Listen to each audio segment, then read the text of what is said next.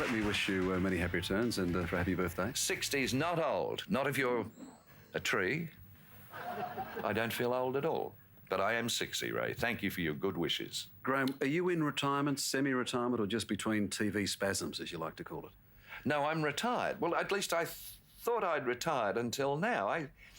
The network nagged and nagged and nagged about this. And I got ridiculous faxes from people saying, we want to honour you. We want to honour your contribution to the industry. They didn't mean that at all. They meant, here's an in-house cheapie that we can do quickly, get it on quickly, perhaps rate a point or two, and it won't cost us $300,000 like every other hour.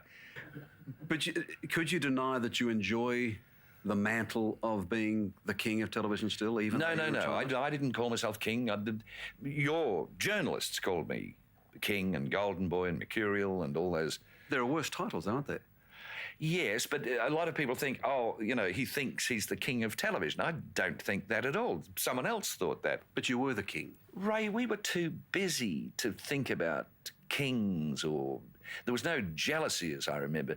If you're doing no a queens? I beg your pardon? No queens? A few. How much of that was scripted? How much of it was that prepared? How much of those early days was... Nothing. I've got no notes on me at all. This is coming straight out of the bush. How about 1957? None of it was scripted except the live ads because we didn't have writers. I don't know why it didn't occur to us to employ writers, but we didn't. Jeff Cork and I would chat away hoping that something amusing would happen. Sometimes it did, sometimes it didn't.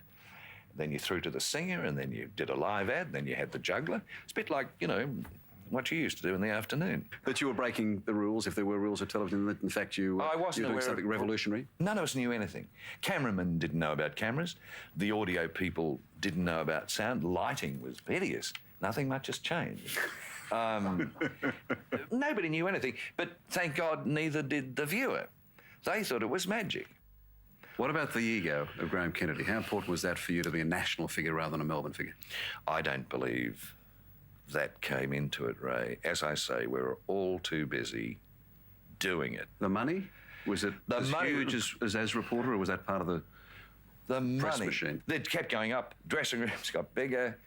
Caravans got big, presents here, flowers, cigar, stuff. And I think I ended with $20,000 a show. $20,000 a show was probably the most I got in the 60s. Was it easy to negotiate with someone like Sir Frank Packer? No. For money? It was never easy negotiating anything with Sir Frank.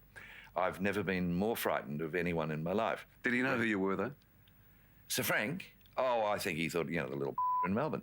And he'd call me Brian a lot, too. I think on purpose. How would you like to be remembered on your 60th birthday? Well, I was actually hoping, Ray, that everyone might forget. I'd like to be able to go shopping, even now. I'd like to be able to go to a restaurant without people coming up. I suppose it's never going to happen. I would really like to be forgotten, if that's possible. All right, well, yeah, you won't be.